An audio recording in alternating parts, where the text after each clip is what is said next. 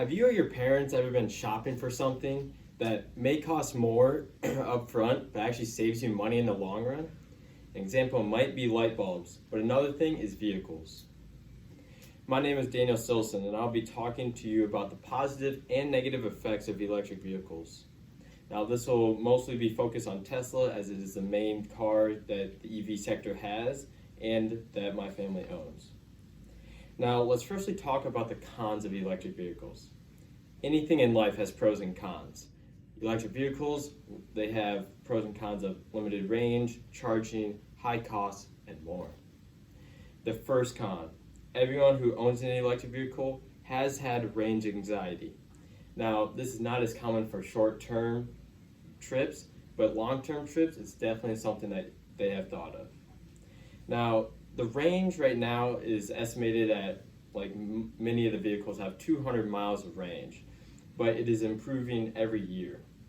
2 miles, 100 range can be from Sioux City to Des Moines or other places like that. The second con, EVs have a hefty price tag. Now, this drives a lot of people away right away, but ultimately, they have pros to that hefty price tag, which we will get on later in the speech. Now, the Tesla lineup in 2020 for their cars was $37,990 for their cheapest car and $99,000 for their most expensive. Ford's was $44,995 for their cheapest car and $61,600 for their most expensive car. The third con, nationwide availability. Now, electric cars, when you go to a car dealership, there's only gas-powered cars there. It's like the main thing that everyone sees when you go to a car dealership, which doesn't help the EV sector. If people want an electric vehicle, they have to do the research and then go to the dealership and say they want to order this, and then they have to get it in from that, which leads to people not knowing anything about electric vehicles. Now, those cons can be why a lot of people don't like EVs or don't want to get them in general. But let's talk about the pros. The first pro is, it has a more expense up front with a sticker shock is what most people call it. But buying an electric vehicle can get you up to a $7,500 tax rebate, which ultimately lowers the price. Your second pro is health. Overall, it's better for the populations. Cleaner air, which can protect the ozone layer, which scientists are very scared about losing. By keeping diseases out of the air, this will help hospitals for less car-related diseases when people go in. Third pro, and this can also be a con, would be charging. Overall, charging is very time-consuming. Andrew Sendy, a journalist and also has 12 years in the solar industry globally, said that in 2019, the average car held 14 gallons, and the price in June of 2019 was $2.91. That means that when that person went to fill up their car, it costed about $40. And the average kilowatt is 13 cents per hour. So a Tesla Model 3 has a 322-mile range. This means that if they went to fully charge their car, it would cost them $11.47, which is about 80% less cost per mile to drive than the most popular gas cars. Home charging. This was based off of my Tesla Model 3.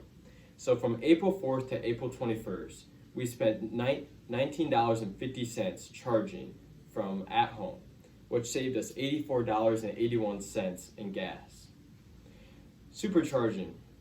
Supercharging is very useful. It goes all across the United States on every interstate.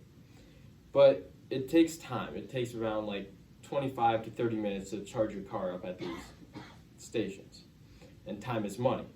But Tesla has a thing for that. They have Netflix, YouTube, Hulu, and also games that you can play in your car. Example, Mario Kart. Now, these are also strategically placed though. Elon, the owner of Tesla, has placed these at grocery stores, parks, and restaurants. So while you're charging, you may go grocery shopping, go play at the park, or even go out to eat.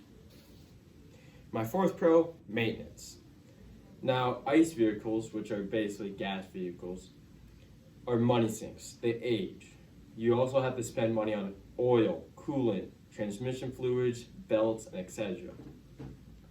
Tesla says they have 17 moving parts in their drivetrain, which is a lot less than the 200 plus parts in gas vehicles. Now this can be for EVs to save tons of money by maintenance. Brake pad replacement, you barely have to worry about when you're driving a Tesla, as there's regenerative braking, so once you let your foot off the accelerator, you start charging your car. The only fluid in a Tesla is your window washer, and if you ever want to upgrade your engine, say there's some very car geek type of people who like to make their cars go faster, that would take a lot of money by going to the dealership, having them put a new engine in. Tesla, you can just purchase the software and then they'll just send an update over the air, which makes your car go faster. Fifth pro, EV sales.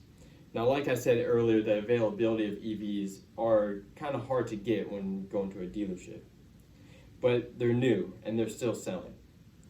EV sales compared to gas sales. In 2019, 2.2 million EVs were sold, which is actually 1 out of every 40 passenger car. Brands that are creating and selling these would be GM, Ford, Tesla, Rivian, which is an Amazon-backed company, and Fisher Automotive, and more. 78% of all EVs were Teslas in 2019, but GM plans to create 200 new electric cars by 2023. My sixth and final pro. Most people think safety is one of the main concerns for buying it, but flammability is one of those main things. The lithium-ion batteries can catch on fire if damaged, like extreme heat or something that penetrates the battery walls. But gas cars have more ability to explode and can be harder to contain if that explodes. Rollovers. This is really hard for electric cars to do, as there's a very low center of gravity in the car. I'll show you a video of that. Are you recording? Yeah, I'm doing a speech.